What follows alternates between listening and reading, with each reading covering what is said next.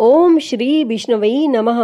प्रिय भक्तजनों, आप सभी को ज्येष्ठ माह में पड़ने वाली वट पूर्णिमा व्रत की बहुत बहुत शुभकामनाएं। आज हम इस वीडियो में वट पूर्णिमा के शुभ अवसर पर श्री सत्यनारायण भगवान की कथा सुनेंगे। हमारे शास्त्रों में बताया गया है कि श्री सत्यनारायण व्रत कथा का पाठ करने से व्यक्ति को 1000 यज्ञ करने के बराबर पुण्य फल की प्राप्ति होती है। सत्यनारायण भगवान व्रत कथा में भगवान विष्णु के सत्य स्वरूप के बारे में बताया गया है। इस व्रत का पाठ करने से घर में सुख समृद्धि का वास होता है और भगवान विष्णु की कृपा हमेशा बनी रहती है। प्रिय भक्तों, हमारे शास्त्रों के अनुसार हर महीने पड़ने वाली पूर्णिमा के दिन श्री सत्यनारायण भगवान की कथा सुनना या अपने घर में श्री सत्यनारायण भगवान की पूजा करवाना बहुत ही शुभ माना जाता है। इससे भगवान श्री हरि विष्णु और माता लक्ष्मी की कृपा सदैव सभी पर बनी रहती है। तो आज हम इस पूर्णिमा के अवसर पर श्री सत्यनारायण भगवान की संपूर्ण व्रत कथा सुनेंगे। तो आप सभी भक्तजन बड़ी ही श्रद्धा, ध्यान पूर्वक और प्रसन्न चित्त मन से भगवान श्री हरि विष्णु जी के कमल चरणों का ध्यान करते हुए इस कथा को सुनिए। तो सभी प्रेम से बोलिए, श्री सत्यनारायण भगवान की जय, सर्व देवी देवता की जय।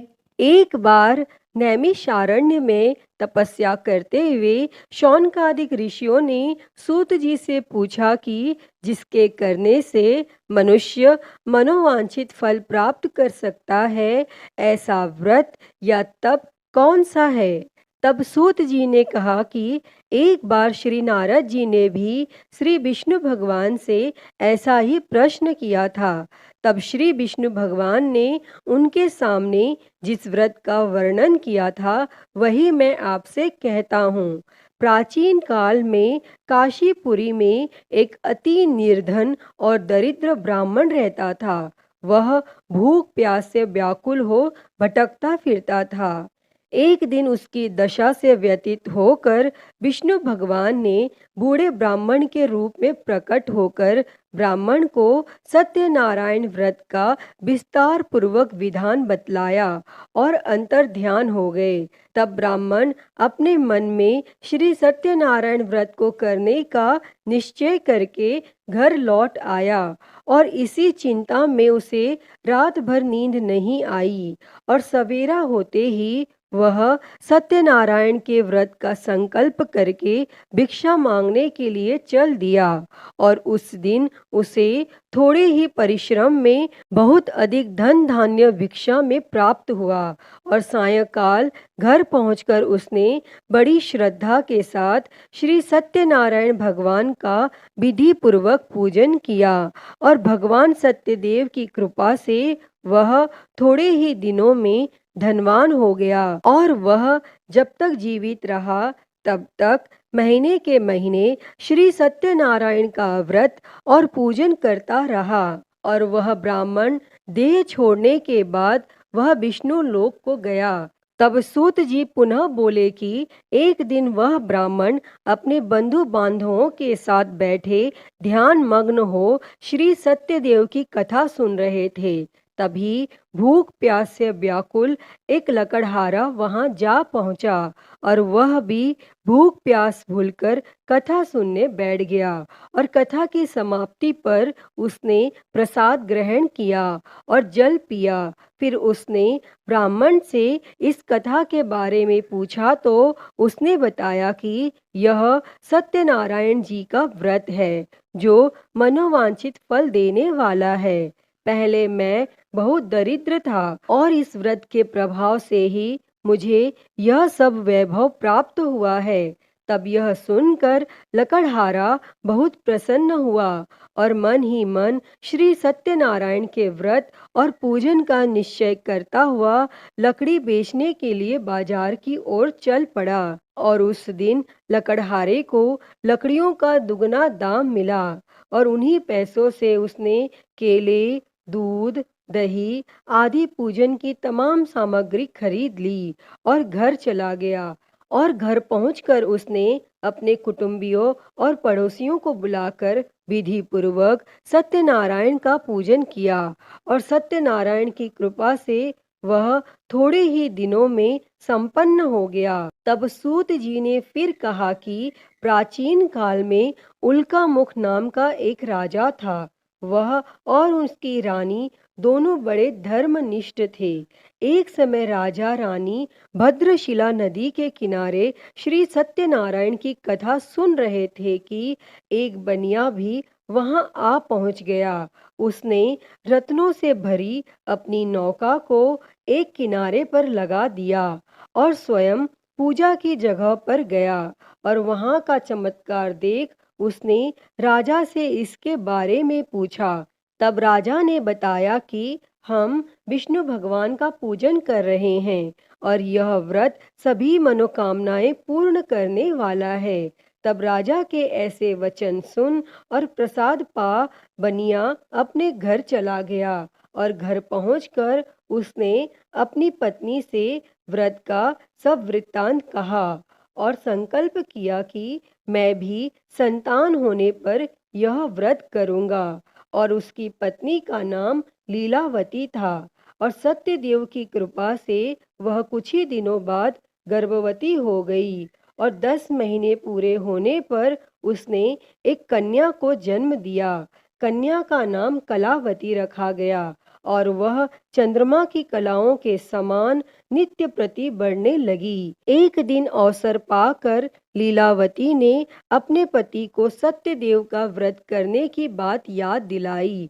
तो उसने कहा कि मैं यह व्रत कन्या के विवाह के समय करूंगा। और यह कहकर बनिया अपने कारोबार में लग गया।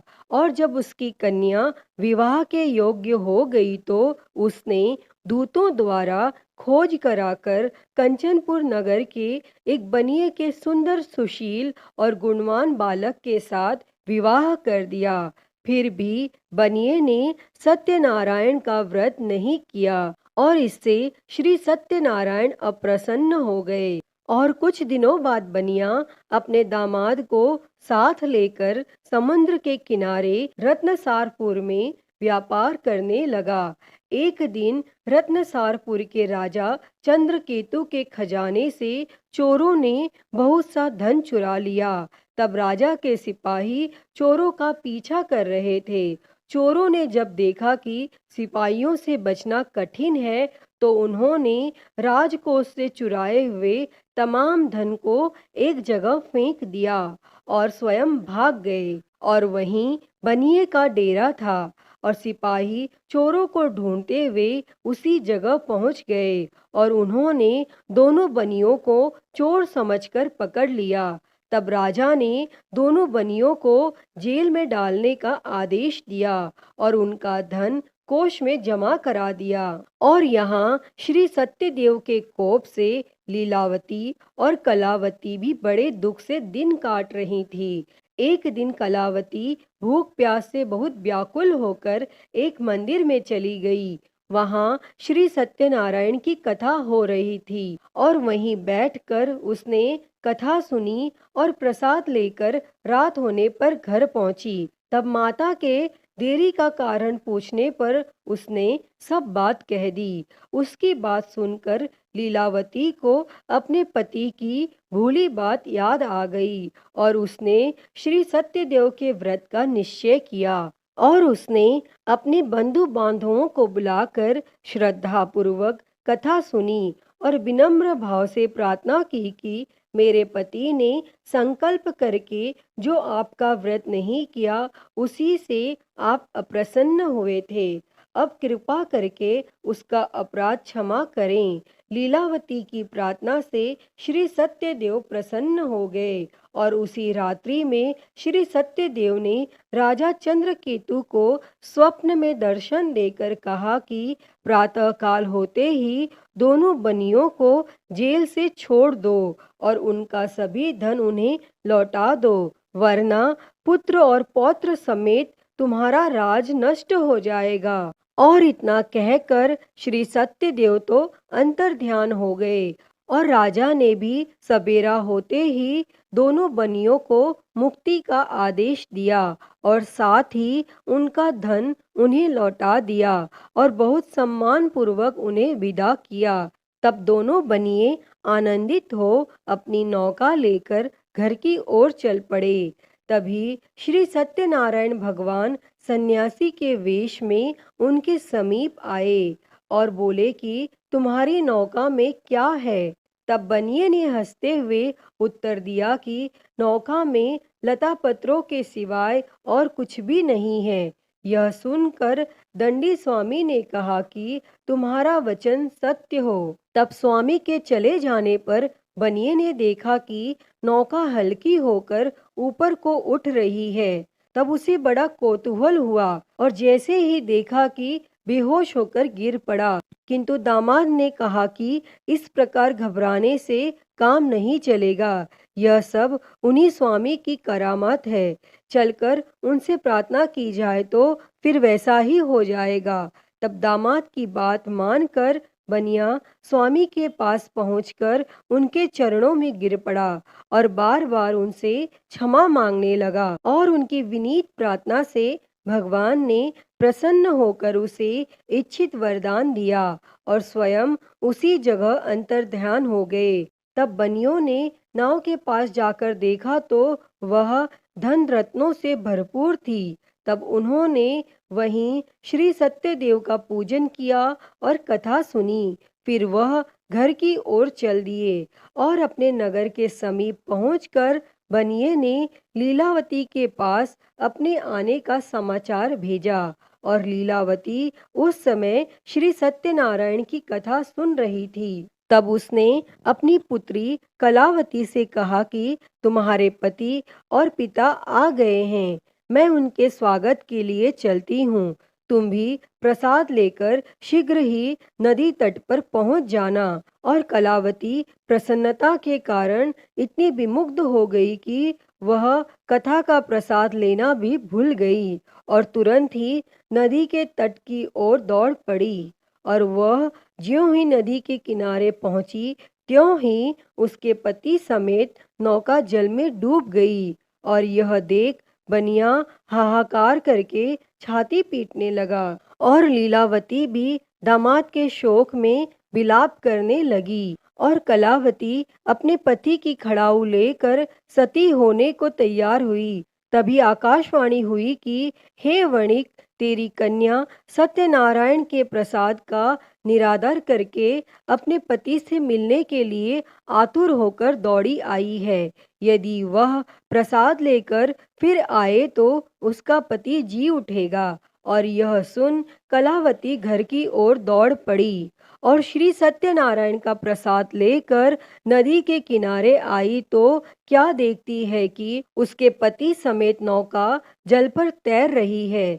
यह देख बनिया भी प्रसन्न हो गया और अपने घर पहुंच गया। और वह जब तक जीवित रहा तब तक श्री सत्यदेव का व्रत करता तथा श्रद्धा पूर्वक कथा सुनता रहा। इसके पश्चात सूत जी बोले कि एक समय तुंगध्वज राजा शिकार खेलने के लिए वन में गया हुआ था। वहां उसने देखा कि एक बरगद के वृक्ष के नीचे बहुत से गोप ग्वाले इकट्ठे होकर श्री सत्यनारायण की कथा सुन रहे हैं। तब राजा ने न तो श्री सत्यनारायण को नमस्कार किया, न ही पूजन के पास गया। तब गोपगण राजा को देखकर स्वयं प्रसाद लेकर उसके पास आए और प्रसाद को राजा के सामने रख दिया। लेकिन राजा ने प्रसाद की कुछ परवाह न की और महल की ओर चला गया। और राजद्वार पर पहुंचते ही राजा को मालूम हुआ कि उसके पुत्र पौत्र और धन संपत्ति सब नष्ट हो गए हैं। तब उसे वन की घटना स्मरण हो आई और उसने विचार किया कि श्री सत्यदेव के प्रसाद का निरादर करने के कारण ही मुझे यह दुख प्राप्त हुआ है। और यह सोचकर राजा पुनः वन में दौड़ा गया और सब गोप ग्वालों के साथ मिलकर श्रद्धा और भक्ति के साथ श्री सत्यदेव का पूजन करके प्रसाद ग्रहण किया। और इसके बाद वह घर लौट आया तो उसके मृत पुत्र पौत्रादि भी जी उठे और नष्ट हुई संपत्ति भी ज्यों के त्यों हो गई। तब से राजा जीवन भर समय समय पर श्री सत्यदेव का व्रत और पूजन करता रहा। हे श्री सत्यनारायण भगवान जी, इस कथा को कहते, सुनते और हुंकारा भरते पर सदैव अपनी कृपा बनाए रखना। तो बोलिए श्री सत्यनारायण भगवान जी की जय। तो प्रिय भक्तगणों, मैं उम्मीद करती हूँ कि आपको यह कथा पसंद आई होगी और अगर वीडियो अच्छी लगी हो तो इसे लाइक करें, ज़्यादा से ज़्यादा शेयर करें और कमेंट में सत्यनारायण भगवान की जय लिखना ना भूलें। और हरिहर भक्ति चैनल पर अगर आप नए हैं तो इस चैनल को सब्सक्राइब कर नोटिफिकेशन बेल को ज़रूर ऑन कर लें। हर हर महादेव। धन्यवाद।